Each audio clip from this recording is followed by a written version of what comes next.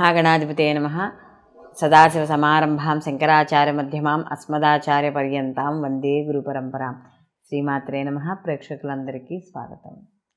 పక్ష ఫలితాలు 16/2/2024 నుండి 29/2/2024 వరకు గల పక్ష ఫలితాలని నవగ్రహ సంచారాలను అనుసరించి ద్వాదశ రాశుల వారికి శుభాశుభ ఫలితాలు ఏ విధంగా ఉంటాయి అనే విషయాన్ని మనం తెలుసుకుందాం. ముందుగా గ్రహస్థితి కానీ చూసుకుంటే మేషరాశిలో గురువు యొక్క సంచారము, అలాగే కన్యారాశిలో కేతువు యొక్క సంచారము, మనకి మకర రాశిలో శుక్ర బుధ అలాగే కుజ గ్రహాల యొక్క సంచారం.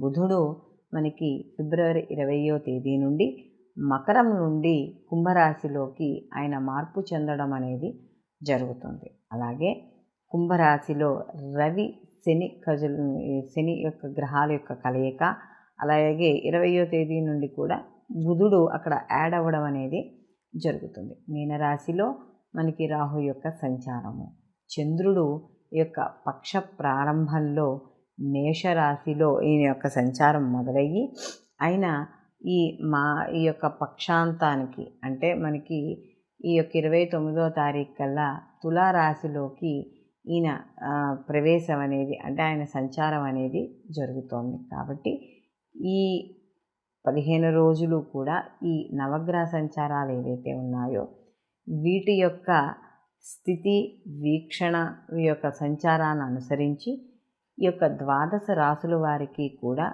వారికి యొక్క శుభాశుభ ఫలితాలు అనేది ఉండడం అనేది జరుగుతుంది.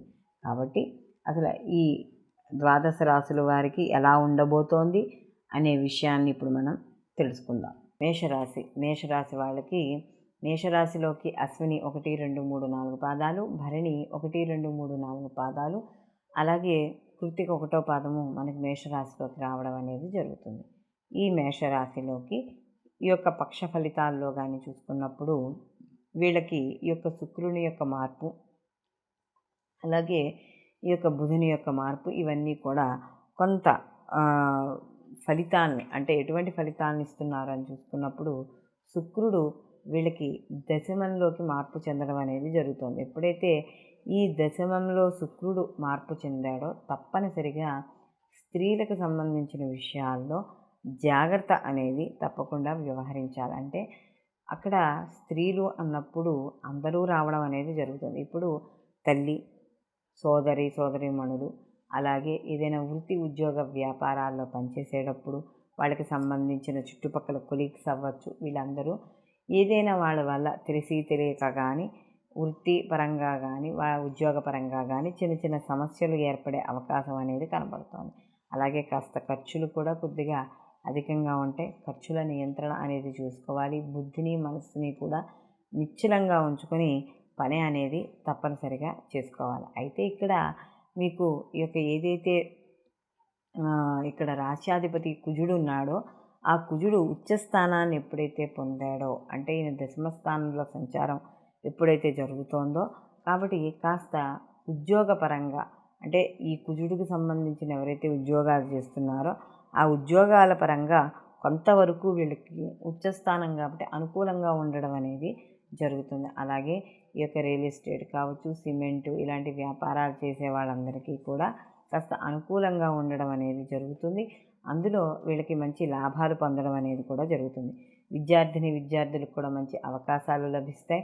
అయితే ఇక్కడ రవి ఎప్పుడైతే ఈ యొక్క శనితో కలిసి ఉన్నాడో అంటే పంచమాధిపతి వచ్చి ఇక్కడ శని భగవాన్తో కలిసి ఉన్నాడు కాబట్టి మధ్యలో అనవసరమైన వ్యాపకాలకు ఉండడం లేదా మందత్వం ఏర్పడడం, బద్ధకం ఏర్పడడం ఇలాంటివి విద్యార్థుల్లో చోటు చేసుకుంటాయి. కాబట్టి ఇలాంటి విషయాల్లో జాగ్రత్త వహించండి. అయితే ఇక్కడ శని భగవాన్ లాభస్థానంలో ఉన్నాడు కాబట్టి ఇన్వెస్ట్మెంట్ విషయాల్లో వాటిల్లో అనుకూలంగా ఉంటుంది.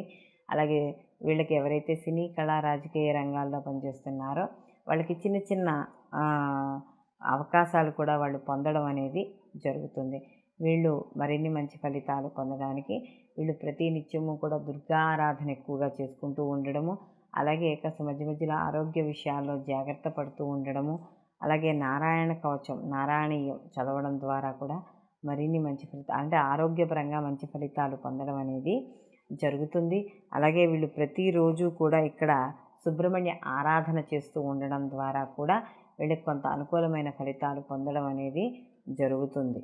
మనం ఇప్పుడు ఈ పక్ష ఫలితాల్లో భాగంగా 12 రాసుల వారికి, ఒక్క రాశి వారికి, ఒక్కొక్కరికి ఏ రాశి వాళ్ళకి ఏ విధంగా ఉంటుంది, వీళ్ళ వృత్తి, ఉద్యోగం, వ్యాపారం, వివాహం, సంతానం, అలాగే వీళ్ళ యొక్క మానసిక స్థితిగతులు కావచ్చు, లేకపోతే ఆర్థిక స్థితిగతులు కావచ్చు, వ్యాపారంలో జీవిత భాగస్వామ్యం, అలాగే భాగస్వామి వ్యాపారము, ఇలా మనం వీటి అన్నిటి గురించి కూడా మనం చర్చించుకోవడం అనేది జరిగింది. ఎందుకంటే ఈ 15 రోజులు అంటే ఈ పక్ష ఫలితాలు ఏవైతే ఉన్నాయో ఈ యొక్క సమయాన్ని అంటే ఈ 15 రోజుల సమయంలో కూడా ఏ రాశి వాళ్ళు ఎటువంటి ఫలితాలు పొందుతారు, ఎటువంటి పనులు చేయొచ్చు, ఎటువంటి పనులు చేయకూడదు అనే విషయాన్ని మనం తెలుసుకోవడం అనేది జరుగుతుంది. అయితే ఇందులో ప్రత్యేకంగా ఏవైనా కొత్తగా పనులు చేపట్టాలి అంటే కొత్తగా ఏదైనా ఒక జీవితంలో ఒక మార్పు తెచ్చుకోవాలి,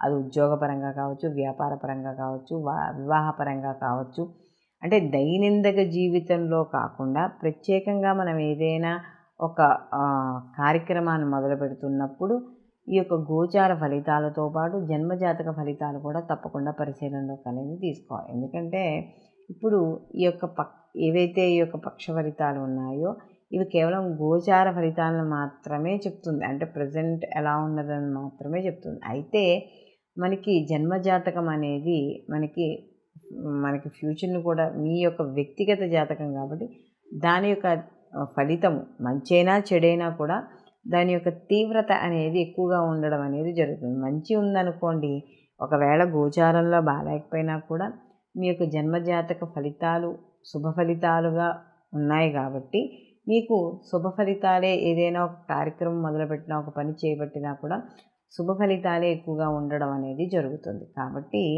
మనం తప్పనిసరిగా గోచార ఫలితాలతో పాటు వ్యక్తిగత జాతక పరిశీలన కూడా చాలా అవసరం అనేది మనకి ఇక్కడ తెలుసుకోవాలి.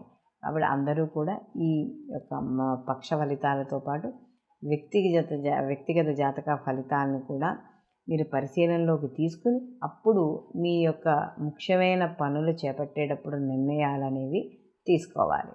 సర్వేజన సుఖినో భవంతు, లోకా సంస్థ సుఖినో భవంతు.